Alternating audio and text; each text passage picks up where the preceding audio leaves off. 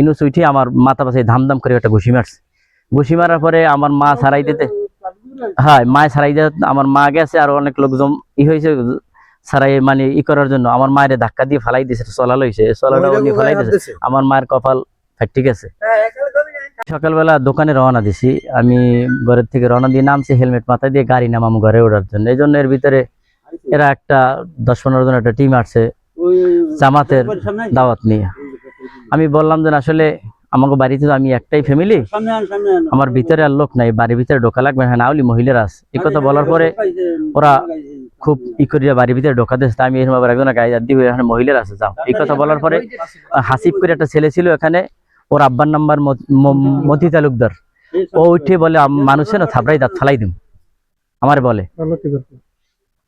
আর একটা ছিল লতিফের ছেলে পরবর্তীতে সামনে আগাই যাওয়ার পরে ওই আজিজের একটা ছেলে ছিল ইনুস করে নাম, ইনুস উঠে আমার মাথা পাশে ধামধাম করে একটা ঘুষি মারছে।